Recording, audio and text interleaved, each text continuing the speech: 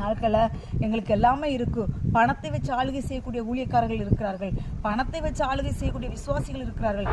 மறுமையில் எங்கே போவீர்கள், மறுமையில் எங்கே போவீர்கள் என்று தேவன் கேட்கிறார். அதனால் ரொம்ப எச்சரிப்பாக இருந்து மனம் திரும்ப நாள்களே நம்ம வந்திருக்கிறோம் கர்த்தருடைய பிள்ளைகளே.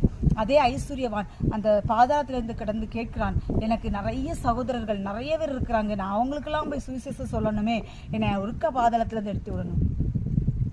அங்கே சொல்லக்கூடியவங்க இருக்கிறாங்க, அவங்க கேட்குறத கேட்டு மனம் திரும்பட்டும், நீ அங்கே போக முடியாது அப்படின்னு சொல்லி வேத வசனத்தில் சொல்லப்பட்டிருக்கிறது. அதனால கர்த்தருடைய பிள்ளைகளை கர்த்தர் இந்த நாட்களில் கொடுக்குற வார்த்தை என்னன்னா, உங்களுக்கு இருக்குதா, தேவன் கொடுக்கிறாரா, அது ஏழைப்பட்ட இல்லாத ஜனங்களுக்கு அதை கொடுத்து உதவுங்கள். எத்தனையோ இடங்களிலே மரத்தடியிலிருந்து தேவனை ஆராதிக்கிற கூட்டங்கள் இருக்குது. ஒரு இடம் கூட இல்லாமல் வாடகை வீடுகளில் இருந்து தேவனை ஆராதிக்கக்கூடியவர்கள் இருக்கிறார்கள். அநேக ஊழியர்கள் கஷ்டப்படுகிறார்கள். அநேக ஆத்துமாக்கள் எங்கெங்கேயோ ஆத்துமாக்கள் ஒருவேளை சாப்பாடு இல்லாமல், தண்ணி இல்லாமல், இருப்பிடம் இல்லாமல், ஒரு உடுக்க வஸ்திரம் இல்லாமல் எத்தனையோ ஜனங்கள் கஷ்டப்படுகிறார்கள். கர்த்தர் இந்த நாட்களில் சொல்லுகிறார், இல்லாதவர்களுக்கு கொடு, இல்லாதவர்களுக்கு நீ கொடு. அதற்காகத்தான் உன்னை நான் ஐஸ்வர்யவான் ஆக்கியிருக்கிறேன். நீ சம்பூர்ணமாய் வாழுகிறதற்காக நான் உன்னை ஆசீர்வதிக்கவில்லை.